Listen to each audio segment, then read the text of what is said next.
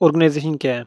SAARC 1985 में establish हुई थी और SAARC stands for South Asian Association for Regional Cooperation is a regional organization that aims to promote करती है इकोनॉमिक ग्रोथ को, सोशल प्रोग्रेस को and cultural development in South Asia.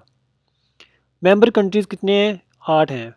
Afghanistan, Bangladesh, Bhutan, India, Maldives, Nepal, Pakistan and Sri Lanka. उसके objectives क्या थे, मकासद क्या थे? Promote regional cooperation and integration, accelerate economic growth and social development, enhance regional security and stability, foster cultural exchange and people to people contact। ये थे इसके objectives. बाकी सार्क समिट्स कब हुए थे? फर्स्ट समिट हुआ था 1985 में ढाका में बांग्लादेश में, जब ये ऑर्गेनाइजेशन बनी थी। सेकंड समिट हुआ है 1986 में बेंगलोर इंडिया में।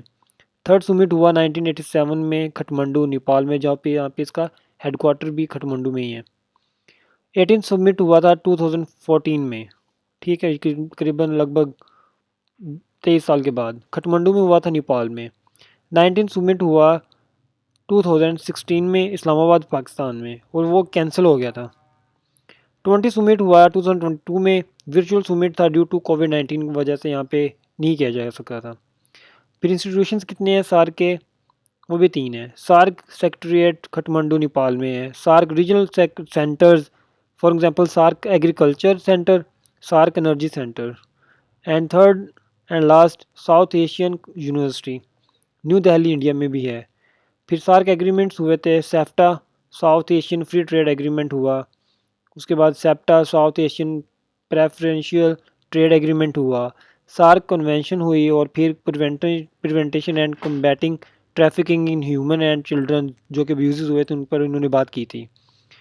फिर इन्हें मेजर चैलेंजेस क्या था? Political tension among members country, economic disparities and inequalities, security concerns and terrorism, और inadequate infrastructure and connectivity. And इनकी अपॉर्चुनिटीज़ क्या थी? Regional trade and investment, energy cooperation and renewable energy, cultural exchange and tourism, collaboration on climate change and disaster management. ये इनके थे opportunities. Please subscribe my channel. अगर आपको videos अच्छी लगी हो तो आप प्लीज़ सब्सक्राइब कीजिएगा। अपना ख्याल रखिएगा। अल्लाह हाफिज़।